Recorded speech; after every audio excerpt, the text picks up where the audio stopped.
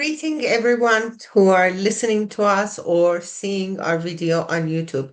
And thank you very much for joining us in this important conversation. As you know, this is a program in the series of program that is organized and broadcasted by the international community of Iranian academics because we believe it's essential to document and preserve what has been happening in Iran. As we record this episode on 21st of June 2026, Iranians continue to live under one of the world's most brutal political regimes. Since January 2026, the Islamic Republic had executed more than 740 people. This is a record from all humanitarian agencies who are concerned about Iran's situation. This figure is separate from the tens of thousands who were killed in the violent repression of January 8th and 9th of 2026. So this reality forms the backdrop of our discussions today and every week because we can't see that this suffering continues and because women's life in Iran cannot be understood apart from this broader context of a state violence, political repression, and legal inequality. Now, my name is Negar Pato, and together with my colleague, Dr. NC Erfani, we discuss the situation of Iranian tertiary education in our weekly discussion. In our previous episode, we focus on the broader landscape of higher education and what does it mean to be a scholar in Iran. This, we also discuss the ways universities have become sites of both intellectual achievement, but also political pressure and political resistance. In this session, we turn specifically to the situation of women and gender discrimination in Iranian universities. This subject is very important, not for only discussion, but for understanding the politics of Iran, because universities are not only places of learning. They are also spaces where inequalities reproduced, contested, and sometimes challenged.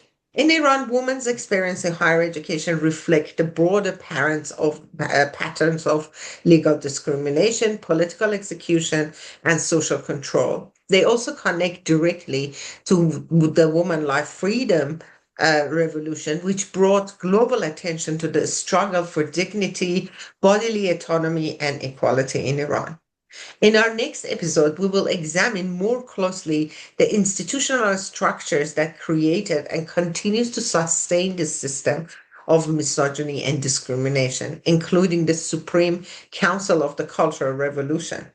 Understanding this body is essential to understanding how gender discrimination in Iranian university has been organized and normalized. But in this episode, we look at the different ways that women have been discriminated against in the context of tertiary education. And thank you again for taking time to speak with me and we discuss this situation together. Now, you have had experience of being a scholar and the students of female students and scholar in Iran. So let's start by saying that how do you see the position of women in Iranian universities being changed over time? And what does this presence in higher education reveals about Iranian society and women?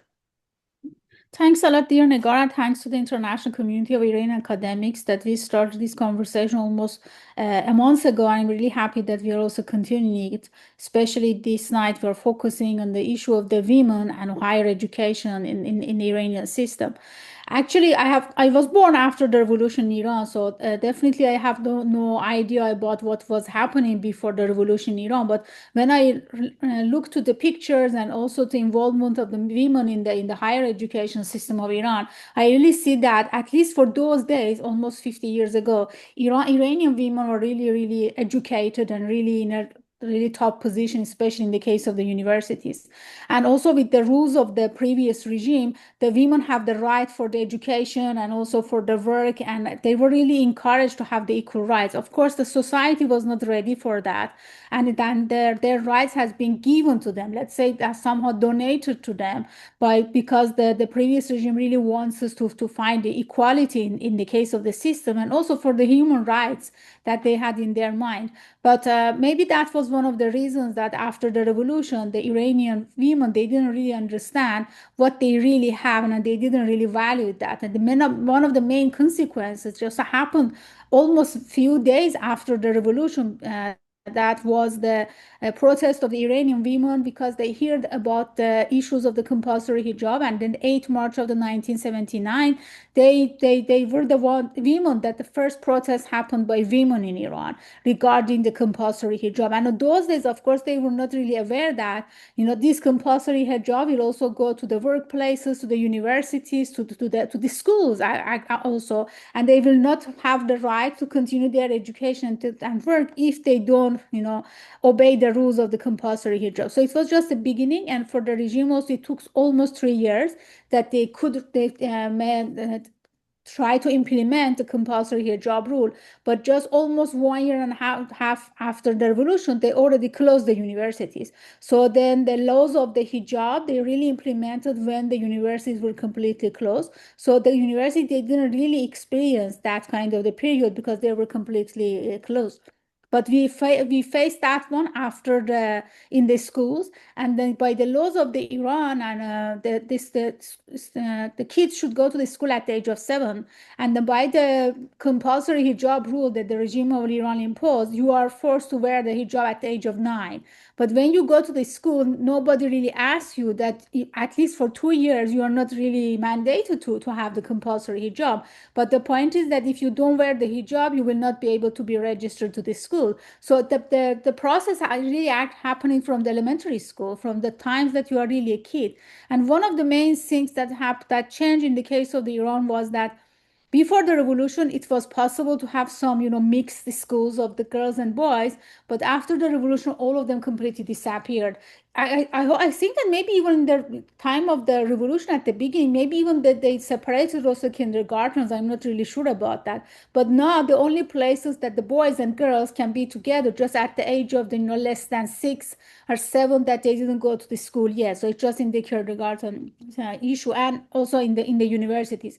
So for 12 years, when you start your studies to finish your high school, you are completely separated from the other side of the society. And also in our generation, that the restrictions were more severe. We never had an experience talking with a boy to really have an experience. Our only experiences was with our brothers or with some of the cousins or family members that we had. And unfortunately, that was really severe, consequences in your life, that you don't really learn how to treat, how to also have a collaboration, how to really understand the other sex, how is the behavior, which is also the side also for the boys as well, that when you go to university, you are in the age that, critical age for you, and you have no experience how you know how to behave with the other gender. So that was the main consequence, and I think that all our generation also facing such kind of things, because we never really learned these fundamental aspects of the humanity when we were a kid, and that follows us, shadows us till end of our life, that we always see that, okay, there is something missed in our relationship, that we never really learned that.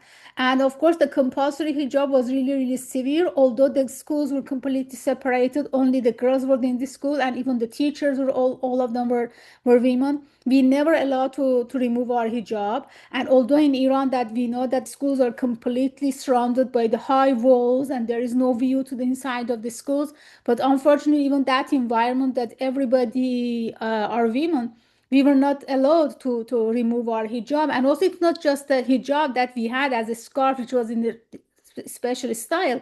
We will also have supposed to wear a specific dress code, especially with really dark colors, gray, or I don't know, brown, or let's say black. And then imagine as a kid that you, for many hours during the day, for 6 days per day, you should wearing the same clothes, the same color, the same compulsory hijab. So that affected, I think, mentally a lot the Iranian girls, at least in our generation, that even the colors were really forbidden in that system. And it's important that you mention that because during the first decade of the Islamic Republic, of course, they also painted windows of schools for girls because so the girls could not see outside. There was very strict restrictions on whether the shadow of your ponytail can be seen under your scarf or how wide the pants that you were wearing was, whether it showed any part of your body. So there was quite a lot of indoctrination in the sense that your body as a woman was a communal body. It was there was no sense of personal agency on this. And I think that one of the changes we both have seen throughout these years is that how women have been fighting for this agency, and it seems that the universities now have always been a place for this struggle. And we should also mention that after the revolution, there was a very high number of religious families who actually allowed their daughters to go to universities, and they became educated and got degrees, but they were the one who later on started feminist movements within Islamic discourse, and many of them became a very staunch critiques of the Islamic Republic, and sometimes even excluded. Some of them had to go to exile. So it was not a it was a repression that kind of went on were under control. So from one side, they had this passion to show that women were supportive of the Islamic Republic. They like to wear hijab. They want to be a part of this progressive Islamization. But at the same time, it was very difficult to actually contain those resistances that were building in the society for many decades. Now, I also want to say, because often when we talk about gender problems and discrimination in universities, they come back to us with the numbers of women who participate in universities and say, well, Iran has one of the highest number of female who are educated and women who go to school and educate and get degrees, which is absolutely correct. This is a part of the resistance of Iranian women against this totalitarian system. But at the same time, we shouldn't confuse the large number of women in universities with equality. More women can be presented in university in large number, but their access to opportunity doesn't mean that they enjoy equal rights. So Iranian laws, for example, discriminates against women in their family life, in political participation, mobility, even access to public authority. So women's presence in higher education, of course, reveals a contradiction, which shows more than showing the Islamic Republic's passion for educating women. It shows the resistance of Iran's civil society in resisting the mode of culture that the Islamic Republic wanted to promote. So as we're talking about this issue, I wanted to ask you about what are some of the ways that women experience legally or politically as restrictions for their improvement, whether it is promotion in universities or whether there is any other ways that they create these ceilings for women that they stay in some special positions. Uh, Yeah, we should mention that, even entering to the university level and system in Iran is whole complicated for Iranian women as well, because, as you said, still it's a traditional society, and some of the families also resist to sending their girls, to the universities, especially that if they are supposed to go to another city to live in the dormitory system or experiencing living alone. So there is still that challenges as well. And of course, some of the girls also, when they are using that one as a freedom case for themselves, because that we will be able to leave the family, we will have the freedom, we will be able to experience living alone, to be independent.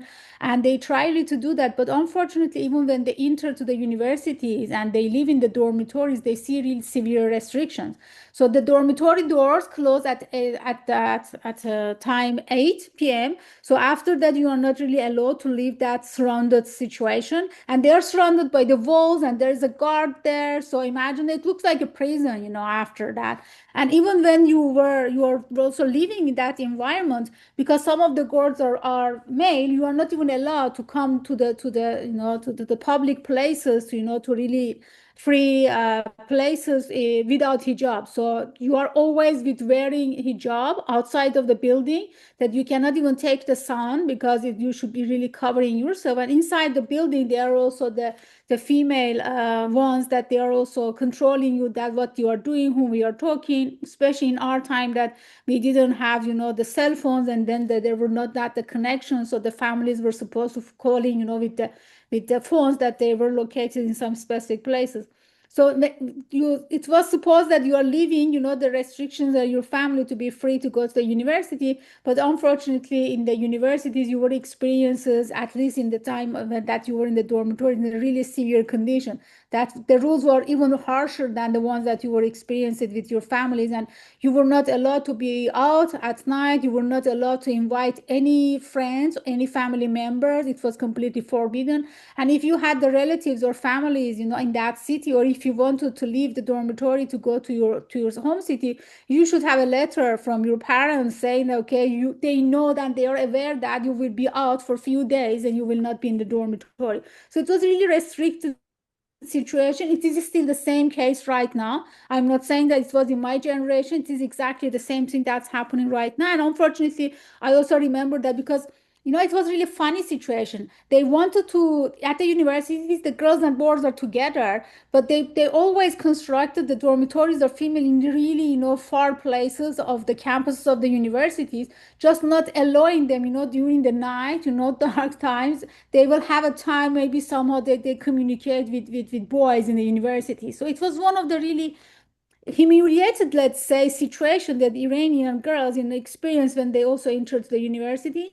And the ones that economically could afford to rent a flat or live also alone, they also had the pressure from the society as well. A single girl, living alone or living with the friends, and even the university were cautious about you that, since you are not living inside of the dormitory, maybe you have some relations that out of, marriage or whatever. So you were always one of the students that they should be cautious about you. You were always on the radar that this person is not, in our framework.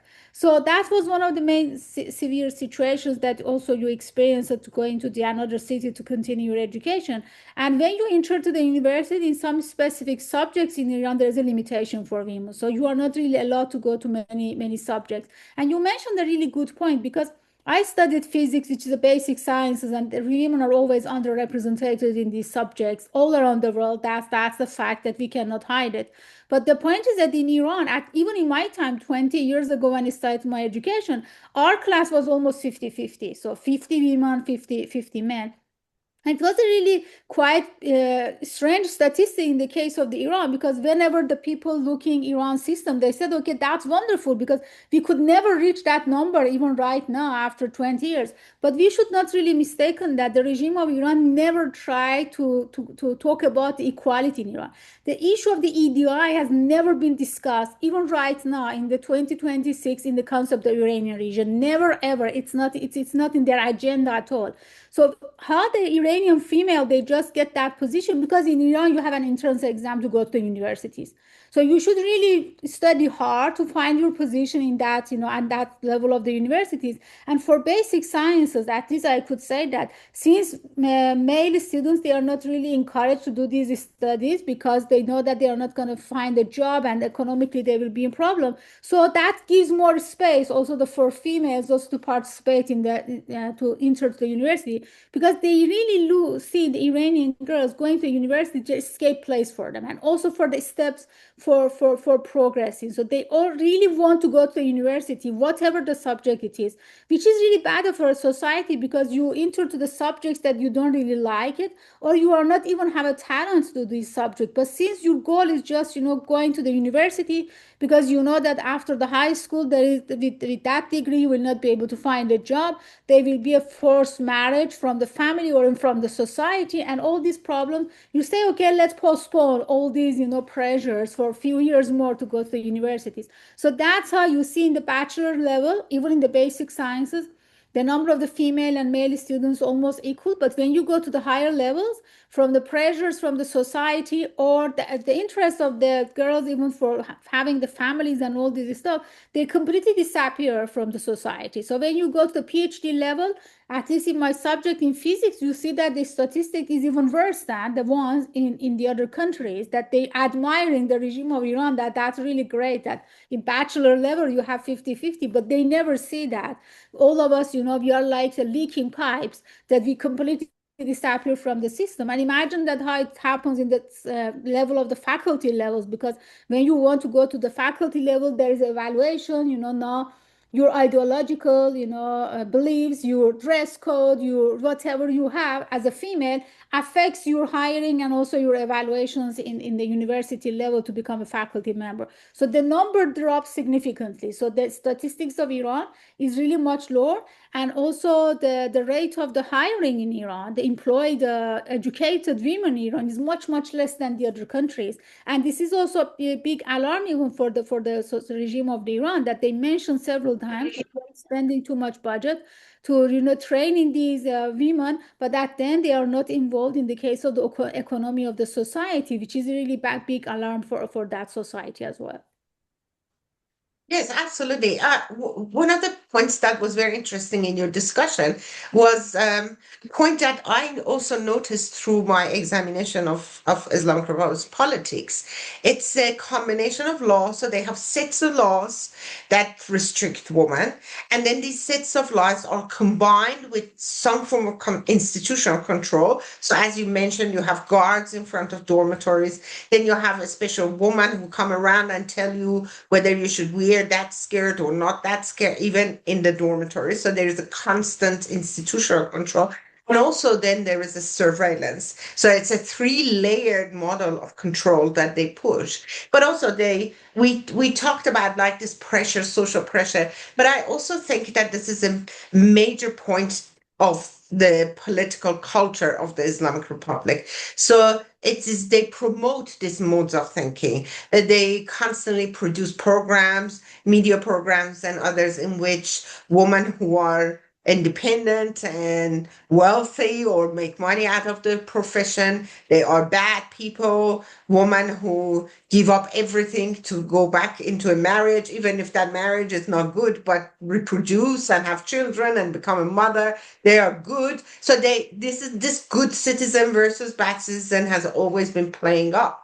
I mean, we know that the number of marriages has declined significantly in Iran. And I think that's one of the reasons is that three layers model of punishment and control is something that many girls, as you mentioned, is they're following. But you also mentioned another point about visibility. And I think part of the hijab that the Islamic Republic was promoting, because as you know, I mean, our audience might not know, the perfect hijab in the mind of the Islamic Republic was the black chador, which was a material that covers from your head to your toe, and you probably don't even see the face of the person, or only the see the of the. But Iranian women, many of them never actually wore that.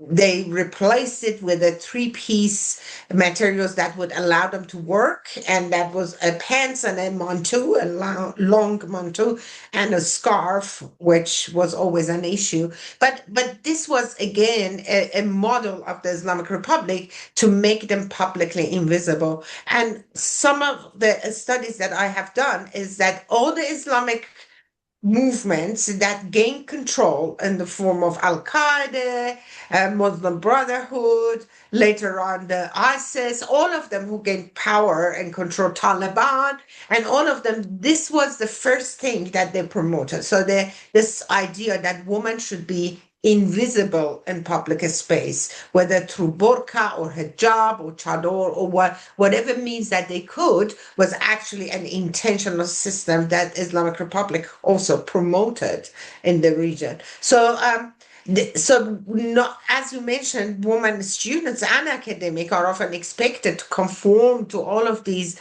models of control and pressure, and it's constantly becomes a place for university, becomes a place where women are included but also very closely managed and discriminated against. So management of gender politics and women's progress is also another issue for women. Now, let's talk about a little bit about what does it mean for women, a student and a scholar, to pursue education on this condition? So you have pressure from the government, you have pressure legally, you have institutional pressure, you have a pressure that society also puts. So what does it mean for them? How much do they have to sacrifice? What should they do in order to continue their education? Before answering this question, I just wanted to emphasize more in the case of the compulsory hijab issue, because people really underrepresenting its consequences that affects the life of the women, because that affects all layers of your life from your childhood, that you are not really supposed to wear the hijab, then you don't know its meaning, and you don't even know that if you don't wear it, you don't have a right to go to the school, and you don't have the right to the education. And even your families also, they are so brainwashed that never they question that why my kid should wear in the hijab, although they are not even the age of your Islamic rules to be under that rules to do that. But this compulsory hijab for me means that you should. It doesn't mean that you just wear hijab, because you see those hijab in other Islamic countries, that women are free to wear whatever they want to wear. They can even wear the skirts. They can wear the really colorful clothes, the colorful even scarves, different styles of the clothing. But what happened in the case of the Iran was completely a dress code that reminds me the times of the communists, countries, that they force, for example, the workers, specific group of the people, to have a really specific dress that they really recognize in the society at that part of the community. And also, I really I think it's not really exaggeration even if also give this example that during the Nazis time they forced the Jewish to have the David Yes. star in their clothes. So it was really completely visible that you are belonging to the Jewish community. So for me, the compulsory hijab with the rules of the Iranian regime, it's exactly the same thing, because you just see the same. At least in my generation after the revolution, we were really forced to wear the same systematic, clothes, either the same dress code, the same color, nothing as a makeup, nothing as because your hairs were not even allowed to have been shown, so you didn't even know how to do with your hairs. Now it has been changed, significantly with the resistance of the Iranian women. But in our time, we as a woman, we didn't have any way to show ourselves as our as our gender. So it was a really complicated situation, that your clothes were really long, really dark clothes. There was no, even your shoes. I remember that during the school also, we were not even allowed to wear the white socks, and also, really light shoes as well. So it means that how restricted. I even remember that it was forbidden to have a mirror with yourself. Imagine as a girl that you always wanted to show yourself and see that how you look like, and there was no mirrors in the bathrooms, and also you were not allowed to have it. And imagine that how they are really ideologic about this kind of issue. So that the dress code, having the hijab, that when people comparing with the other Islamic countries, is completely different things. I don't really want that how I should really put a name on that kind of the hijab, because when people hear that, they're also trying to compare it with the other countries as well. But to be honest, what happened in Iran was completely different issue, and people, they don't also remember those days how was the hijab. Even I don't even remember that how was the hijab system in Iran 4 years ago, because after the women life freedom movement, we see that the women are resisting a lot. At least in the public places, they are not really obeying the compulsory hijab, but still they for the work and for the school and for the university, they should wear the hijab. So that is how they are really resisting with that. So gradually they try to find their spaces by entering to the university, by being educated to go to the higher levels. It's always difficult situation that you try to find a ways to show that you are a woman. To, I don't know, to having the nail color also was forbidden in Iran. I remember that, because it was against that you cannot do the daily prayer. So if you were having the color on your nails, you were completely non-religious person. So it was one of the signs that you are not doing the daily prayer every day. So it was one of the limitations that affects in your life in all the aspects. Small dress code can define that who you are and which groups that you belong. And if you are a completely non-religious person, that you don't obey the rules and you are not praying and you are not following the rules of Islam, you were completely discriminated from the society and also from your friends, because you had the friends that they were really wearing the hijab really completely and they were from the really religious family. They were really happy that, the environment of the university is becoming Islamized, because before the revolution, many religious families, they didn't allow their girls to go to the universities because they were mixed and they were supposed that they are the Western, culture in the universities. So they didn't allow, and unfortunately, many of the girls they couldn't educate before the revolution because of all these rules.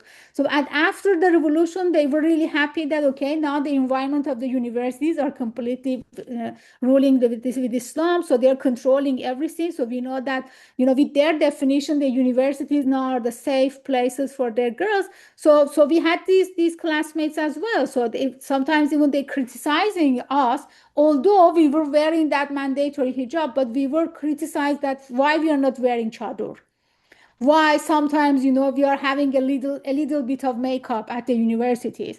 So we were also had the discrimination from our classmates as well. But gradually that also has been shifted, and then the new generations, they are not really thinking like that, because not because the environment of the Iran become better, just because, that now we have more access to the social media, we have more access for the outside world, and we know that, universities could be completely safe place. Doesn't matter what is your dress code it is, or what is your ideology, what is your religion, what is your beliefs. Very interesting you mentioned that. I think this was also a lesson that um, Iranian feminists learned through this 47 years of fighting. So, absolutely, I mean, nobody has, and this has become very convoluted in the West sometimes, is that the fight of Islam, for the fight of Iranian women against compulsory hijab is sometimes understood as Islamophobia or many other aspects that this is not accurately represented. So it is true that many feminists in Iran have critiques of Islam. There is no doubt about this. And this is not only women, many men have criticizing Islam, but that's a different issue. Nobody, no feminist has ever said that women who prefer or choose to wear hijab shouldn't wear hijab. The fight is about the choice. It's about that everybody should have the choice to whether wear hijab or doesn't wear hijab, and it shouldn't target you as a target from the state or the other institutions. Now, I remember, NCA, that you and I were writing a report actually very recently about the punishment laws and about the punishment restrictions that have been kind of upon universities, imposed on universities. And we noticed that the most of the punishment and restrictions and warnings and exposure from universities were facing women, and most of them was about not adhering to the rule of hijab as the way that the university wanted. So it actually criminalizes women. It doesn't necessarily discriminate. It also criminalize it. But I think just the point on feminist movement on Iran. I remember in 1997, feminist movements of Iran were going to say that, okay, we leave these compulsory hijab issues aside. Let's focus on custody rights. Let's focus on how we can reform different rights, because women cannot ask for divorce in Iran. It's very complicated. They can't travel without the permission from their husbands. They can't even get passport without the permission of their husband. So there's a lot of regulations, and Islamic feminists of Iran and the secular feminists of Iran gathered together, and they had a very good couple of months of negotiation and discussion, and they went to the reformist president Khatami at the time with some clear demands. So it was not always the case that, oh, the fight is over hijab, but slowly they also understood that this is a very, very evident and public example of what you say, which is the criminalization of women, but also is that securitization of women, which they consider you as a national security threat. So constantly pushing. We even see that during the last the fight they had. It's constantly about representing woman in a special chador, black chador, and considering the other woman not to be a part of this discourse. So it is always represented in that sense. And I think it is important because this issue that we are talking in the context of higher education is not an isolated problem. And feminist movements in Iran have been always thinking about what are the ways that we can improve without excluding others. So it has always been, so the inclusion and the diversity is a part of our discourse, because I think that in the history of Iran, particularly in the last 47 years, shows that Iranian women can talk to each other regardless of their religious affiliations, and even can understand each other's political differences better than our male counterpart, who are always getting position of power and not to be able to talk to the people who disagree with them on certain politics. So I think that the other issue you mentioned that was important was also about the continuing of this education. So all of these barriers and pressure, they persist to make education important generation after generation. So mothers and daughters to go. We have had many cases where families that didn't have a lot of means, that mothers sold their golds or used their assets in order to provide for their daughters to go to universities and educate themselves. It is also fair to say that the majority of men in Iran and fathers, regardless of their religious affiliation, so they might be very religious or not, but the majority of them support the education of their daughters. And you can see it from the number of girls who are going to school and education. So that is so it shows how power operates in everyday life. But let's end our discussion to think about our international audience. So how do international audiences tend to think about the situation? What should they see, or what can they see, understand from our discussion about this topic today? Yeah, it's better to talk about, what are the systematic suppressions that happened regarding the Iranian women after the revolution, and see that how that also affect the higher education. You mentioned some of them that also it relates to the decline of the marriage status in Iran. Of course, the economical issue has too much influence of that worldwide, that why the marriage declined. But I see in the case of the Iran, that also was for another reason as well, because when the Iranian women, they really become educated and they become economically independent, they really realize that maybe they don't really need the support of women, with men, just because of the marriage. So they didn't do it. But I think one of the other issues was that, after the marriage in Iran, according to rules of this Islamic regime, you lost all of your right as a person. So you lost your right for education, you lost your right for work, for even if you have a children, you don't have right to keep them after the divorce.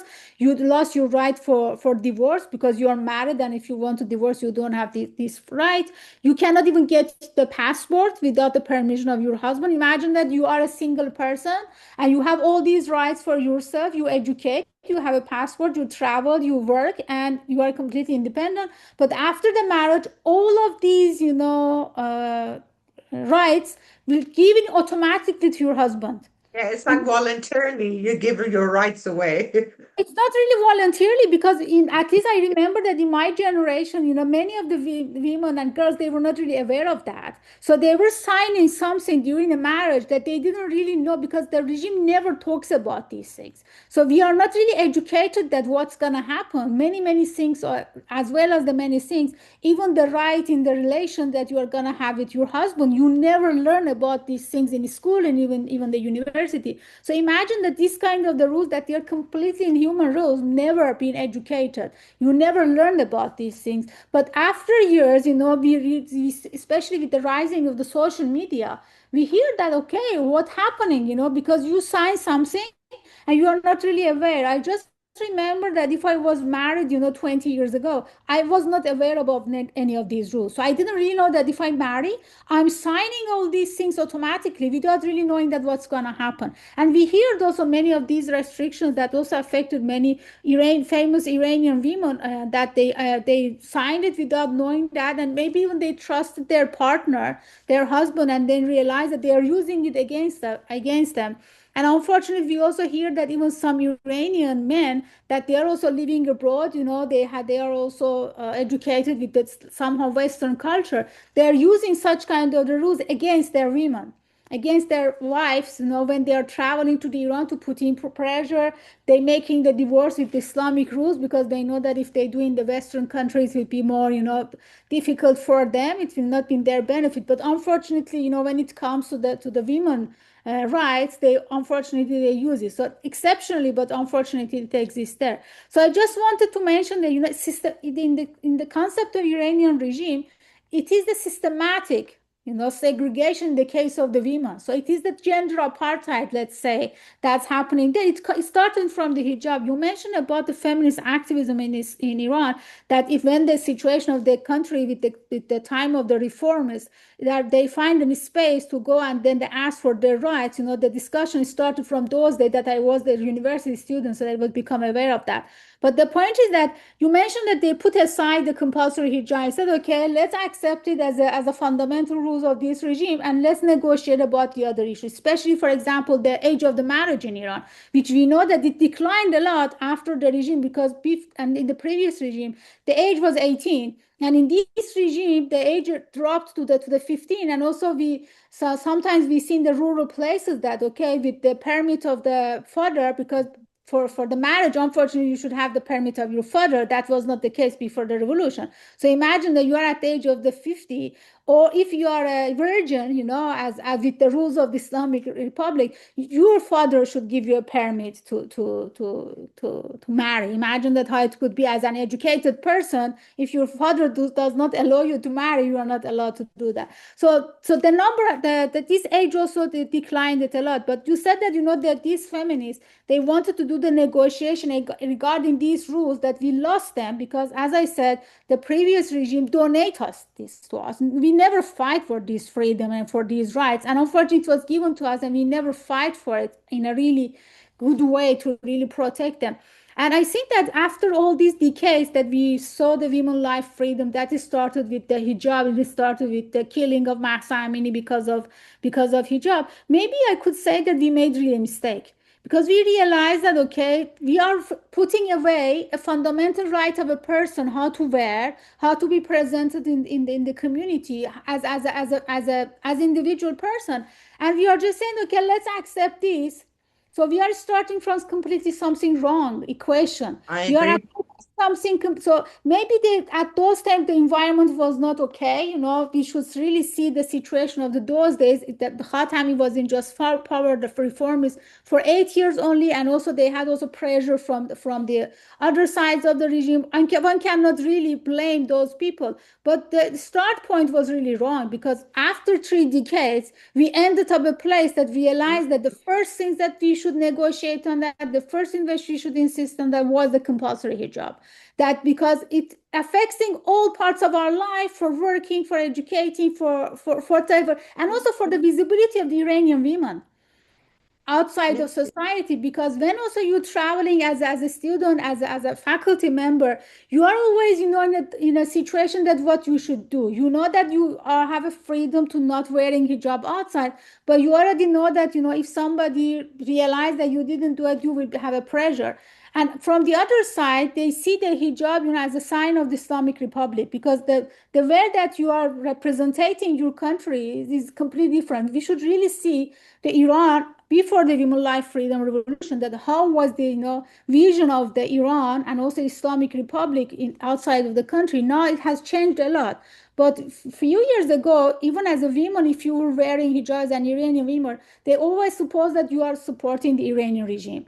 So even if you believed in hijab as your right to choose it or not, you wouldn't adopt that, okay, what you should do, because it seems that you are representing the regime, but you are the ones who are against the regime, but you are accepting this dress code as one of your beliefs. Right or wrong is not our discussion. But the point is that it was completely different issue. So those days. So it affects also our case as well. So the case of the education is like this in Iran, that if you don't wear the hijab, you will not be able to go to the university. And imagine that how your fundamental right has been limited by that. And for the higher education levels, especially for the PhD programs, although you have an entrance exam, but now it is more important that how you are wearing, how your dress code it is, especially these days, because we know that many Iranian women, they are not really wearing this kind of, they are not really obeying the hijab rules. So if you really wear it, the regime will really suppose that you are also a supporter of them, which is completely wrong, because if we accept that the concept of the hijab should be voluntary issue, so then none of the regimes in this world can put it as their own propaganda stuff. So you will have a right to choose it. But unfortunately, right now inside of Iran, the ones that they really believe in Islamic rules and they think that hijab is part of that, they are also under pressure, because probably they are not even the supporters of the regime, but unfortunately their dress code showing that, okay, there are still some people that obeying such kind of the rules that comes by the regime. And I think that there's also a big conflict right now in the vision of the audiences, that when they're watching the videos in YouTube, I don't know, in TikTok or in social media and Instagram, they see that there is almost no hijab nowhere. But it is not exactly the same thing, because you are seeing the big cities like Tehran, Isfahan, Tabriz, that maybe in some places still women having this courage to do that. But to be honest, it's not the reality of the whole country everywhere. And also the other issue is that still, for going to the university, for going to the work, you should wear the dress code that still is there. It's not just saying, okay, I'm wearing the scarf. No, even the dress code should be according to the system that you are entering there. And we also hear that after the women life freedom movement, the regime really tried to put more pressure on women, saying that they're not gonna have the social services if they don't wear the hijab anymore, because you were supposed to do it at the schools or in your work, but if you are going to the bank, if you are going to another places to give in this receiving the service, you could not wearing it. But they said that, okay, you are not allowed to do that. Even we hear that some of the women, they lost their passports because they didn't want to wear it. Maybe since we talk about passport, let me also tell you something, that as an Iranian woman, if you want to renew your passport abroad, you should bring the picture with hijab, which is really confusing, because when you are showing your passport as a woman outside of the country that you are not wearing hijab anymore, always the visa officers, or even in the gates that you are taking your flights and all these security places that you need your ID to be shown, the people are confused by your picture, because with hijab your face is completely different, your vision is completely different. But you have no choice. You cannot apply to getting Iranian passport as a woman without having a picture that you are not wearing your hairs, and it's without hijab. So imagine that how still, as a person that you are living for years outside of the country, and you are one of the oppositions of the regime, is still you have that pressure that if you want to renew your passport, you should bring a picture that it is with the mandatory rules of the regime. So imagine that the shadow of this regime is always with you. Doesn't matter how you are living in a really free country. And when also you are entering to the country again for visiting your families or whatever, you should still wear that hijab. Or even if you are going to the Mhm. embassies or consulates of the regime all around the world for the services that are your rights, you should wear the hijab. Of Yes. course, they don't have a right not to give you a service, not because you are not wearing hijab, but you know that if you wear the hijab, it will be much easier for you without less, problem to get that service. That is your right as a citizen of that country. So you see that, although we are living outside, and we also facing such kind of the pressure as well. Yes, they also threaten you if you don't wear hijab and go to the consulate. So they might not threaten you publicly or in a written document, but they threaten people to do that. And you're absolutely right. Yes, what we see in Iran, that hijab doesn't exist, or you see Tehran streets full of girls and women without hijab. This is a sign of resistance. Nothing has changed. So all the laws are the same. They still, the Islamic Republic tax Iranian women, use facial recognition surveillance system to get them if they don't wear hijab. They can take them. In fact, since hijab has become such a major issue, they have been passing some discriminatory laws to say that if you are having a hijab and you have children or something, they get more money than if you don't have hijab, you get excluded from getting into exhibitions. So there's a lot of different forms of discrimination against women that are exacerbating in Iran. But what we see in the streets of Iran is pure resistance against these totalitarian systems. Now, I think this is very important. Yes. I also wanted to mention something. It's not just hijab. Women are completely eliminated, even in the case of their voices, because after the revolution in Iran, even Iranian women cannot sing. So just Yes. a few days ago, we heard about the penalty of Parastu Ahmadi, who made the singing, in one of the public places in Iran against the regime. Just happened 1 year and a half ago, because she's insisted that that's my right to sing. And now we realize that all her team got the lashes of the 74 lashes, and also for being forbidden for doing activities in music, and also forbidden to be able to leave the country for 2 years. So it's not just hijab that's affecting your life.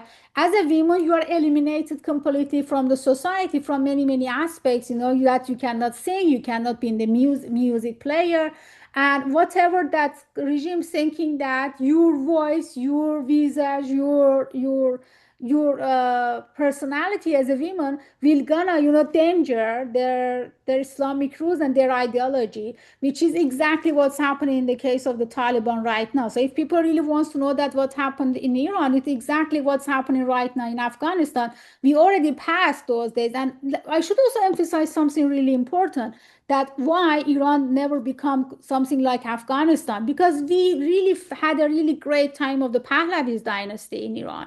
I'm not saying that I am supporting the previous regime or whatever, but we should be really fair to talking about positive things that the previous regime also has been done.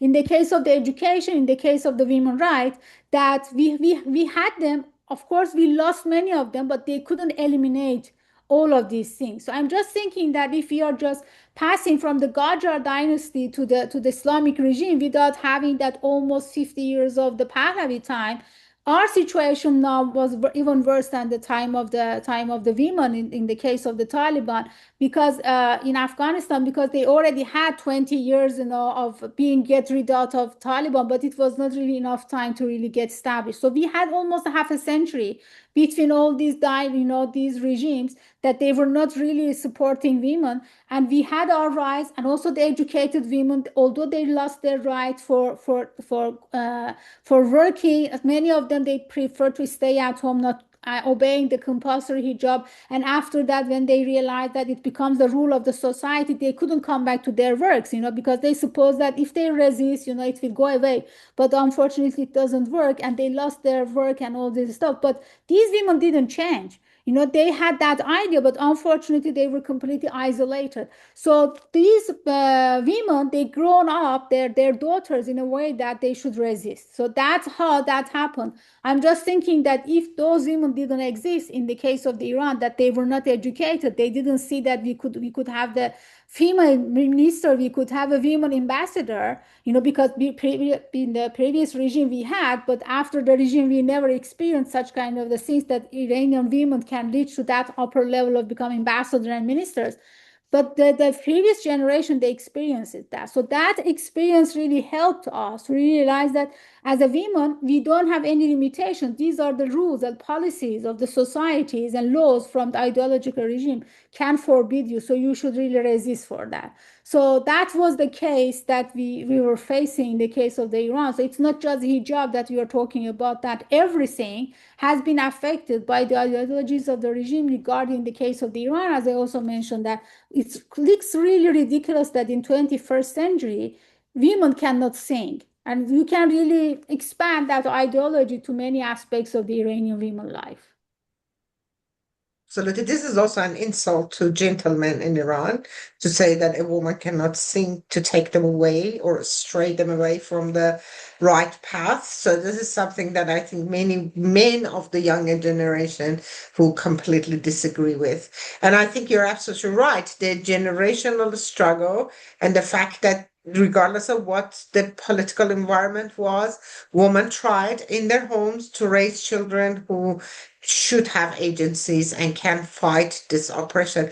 And you mentioned something about Afghanistan. I am hoping that we can do a separate program on Afghanistan, particularly, and invite our Afghan colleagues to come and talk to us about the situation. But it seems that since Woman Life Freedom Revolution in Iran, both Iranians and Afghan women, we are fighting against the same oppression, and we have been united more than before because we understand the oppression of the system. And that's why many feminists in Iran and Afghanistan are becoming critical of Islam, not because of whether they disagree their interpretation of Islam or ideological position of Islam, but the fact is that all the men who have been ruling their countries for this 30, 40 years, they all have religious backgrounds. They all come from, there is numerous numbers of religious scholars in both countries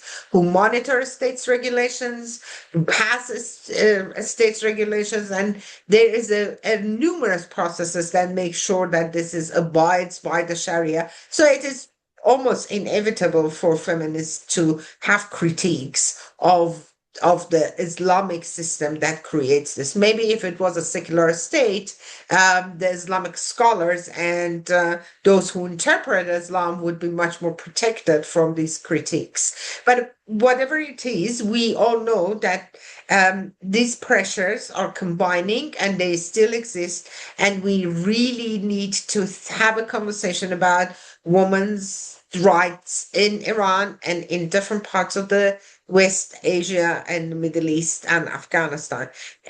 We understand we understand politics of Iran if we understand the position of women in higher education. We have to see how universities reflect broader structure of inequality and how women continue to resist those structures through learning, teaching, and their intellectual work. The story of women in Iran universities is not only a story about education, it's about power, exclusion, and determination. And in the context of life, woman, life, freedom, this story becomes even more urgent. It reminds us that the struggle for dignity and equality in Iran is ongoing, and that universities remain one of the key spaces where that struggle is being lived every day. NC and I will come back to you with another program. This time we're going to look at some of the structures that has created this unfortunate and this problematic situation for next week. Thank you very much for joining us and for listening to our conversation today. Well, thank you so much, Nagar, for that. I just wanted to end this conversation by mentioning that we are in the World Cup games, that people are really excited about that. Just wanted to mention that Iranian women for 47 years are completely forbidden to go any stadium to watch the Yes. football game. So imagine that how limitations of the issues of the ideology can affect the life of the women. That you grown up and you never experienced to go and to watch a Watch the football game. game. Yeah. Yeah. Yeah, so imagine that how that ideology affect your life, after 47 years, and nobody has also an explanation for that, where it was written that women don't have right to go to such kind of things. And imagine that how the sport of the Iranian women have been also affected by this issue. That till this age, I have never seen any game from the Iranian sport women in any field. So I don't really know that how they play with that compulsory hijab, but I've never experienced it because they never show it in the Iranian TV. So we have no clue what are our sports and what they are doing. And imagine that as a girl, if you are really interested to do a sport, and then how it could be that you never have the visibility to have been shown, even if you're in your national media. So it's not just the hijab, it's systematic suppression that happened by the Islamic regime after the revolution in 1979. Thank you so much. Thank you, Lindsay. Thank you.